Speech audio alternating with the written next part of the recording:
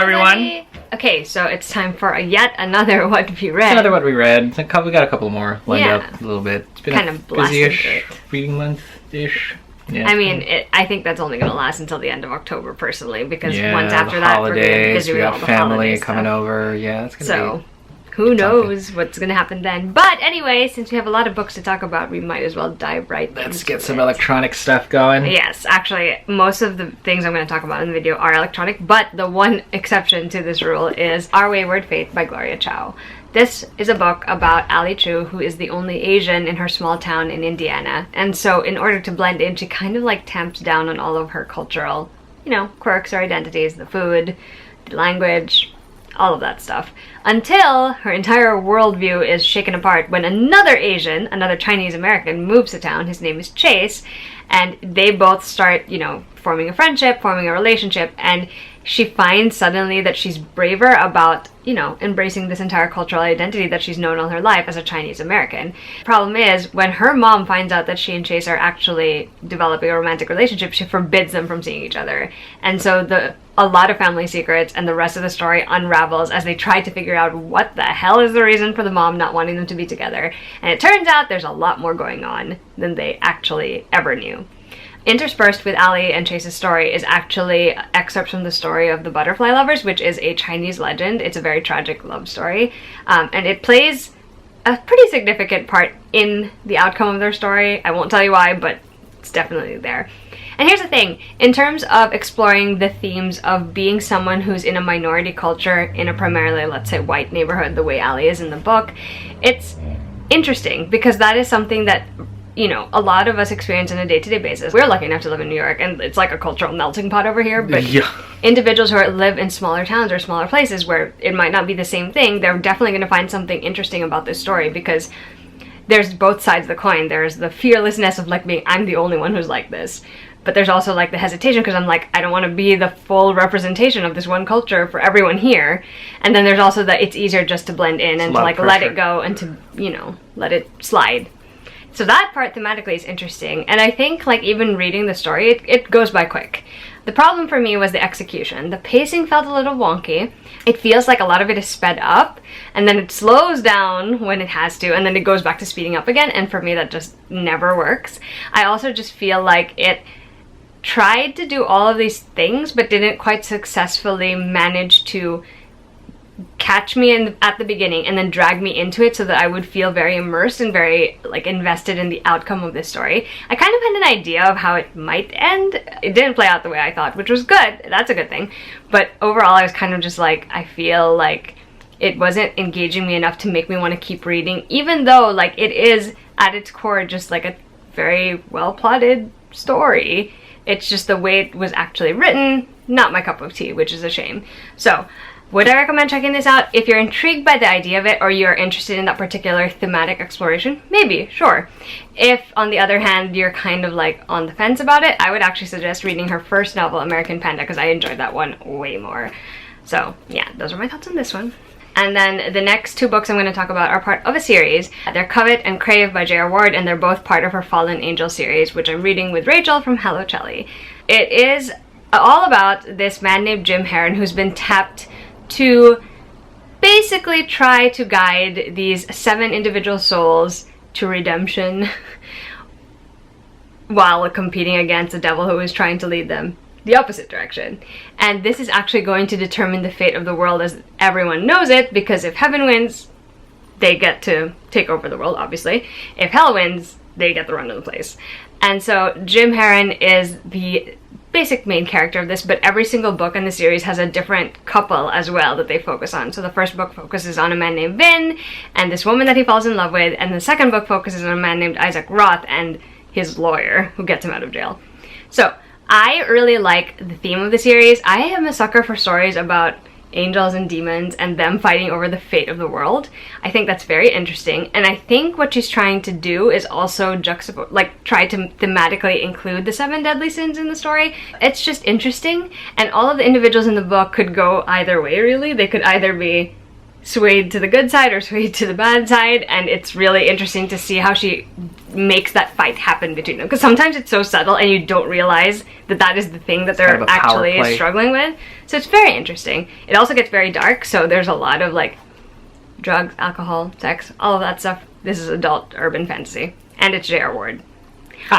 The one thing that I will say is that her writing, well, first of all, her writing is still as addictive as it is in any of her other series.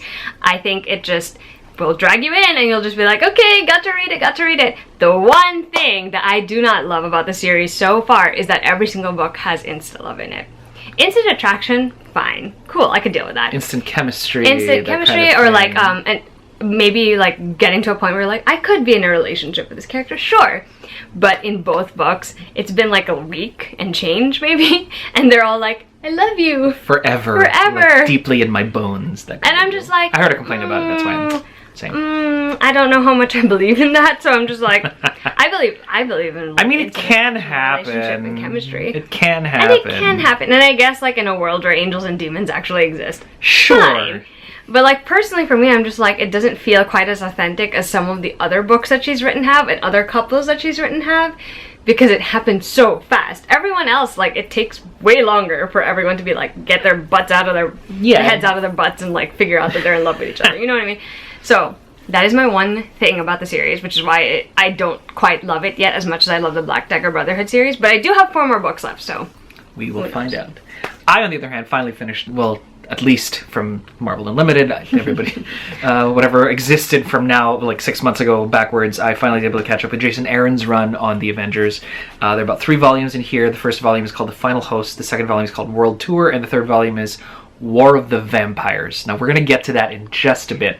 I will say a couple of things about this series. I love some of the elements that Jason Aaron brought into this thing. In fact, there was sort of like a partner series that came out with this, where to juxtapose what's happening now, at least in The Final Host, they came out with like a sort of like a mini-series type deal where they explored who were the quote-unquote Avengers of 10,000 BC. which is a really cool Which is super cool. So you've got the Phoenix, you know, kind of possessing some random red-haired, you know, kind of cave woman. You've got Odin, wielding Mjolnir, who was not quite king, I think, back then. And then you've got Agamotto himself, who, you know, the Eye of Strange, him. You got a Ghost Rider riding a mammoth that's on fire, which I think is, hey, pretty badass if you want to think about it. Yeah. The first Iron Fist ever, the first, you know, like lady who punched Xiaolo in the face or in the throat or wherever the hell Iron Fists get made. It's not on Netflix, I'll tell you that much. I love that show, but it's also a trash fire. Anyway, it's both. It's both to me. It's both to me. No, that's totally. I love the entire cast. I love them. It's just, why did you put a dumpster fire in place of the 4th Defenders franchise thing? Anyway, so there is that. So that's and the events of what the 10,000 BC Avengers had you know, kind of gone through directly impacts who they're fighting now for the Final Host. So it involves the Celestials. For those of you who have watched the Marvel Cinematic Universe and did watch Guardians of the Galaxy, there's that kind of place called Nowhere. That place is actually the hollowed out skull of a Celestial. So they're giant, kind of nigh omnipotent space beings that are like predate time and space, whatever the heck that was. Those guys. So that was the foundation. So Jason Aaron went big for number 1. For number 2, World Tour is the aftermath of that. Only highlights are, well, what does an international group of Avengers, so Tony, Cap, Carol, you know, everybody, how do they fare now that they're officially being led by T'Challa? So that's point number 1. So watch it if you want to see T'Challa in charge. Like he isn't already.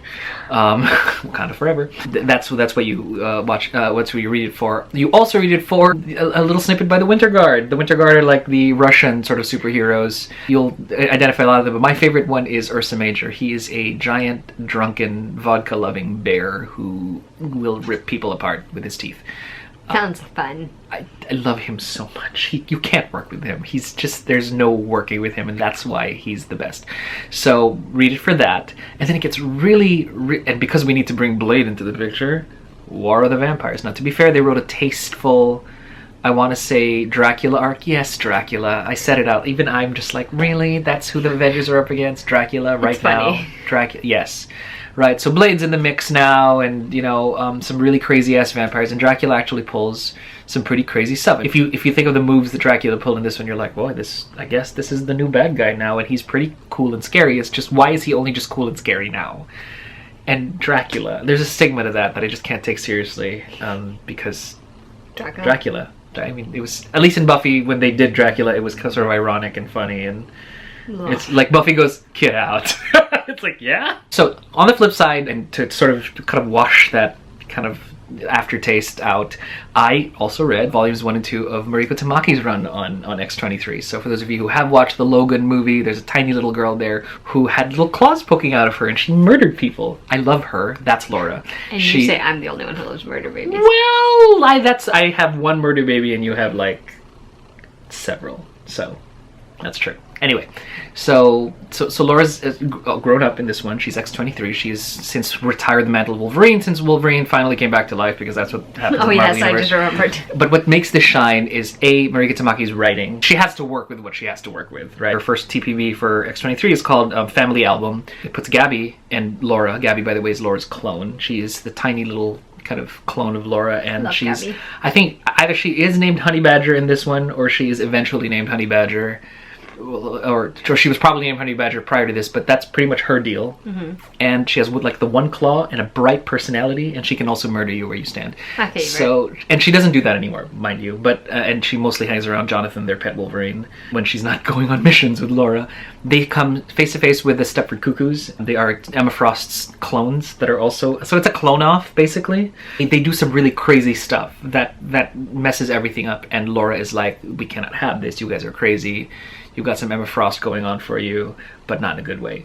So that was fine. That was cool. I think Mariko did a great job of doing that clone off.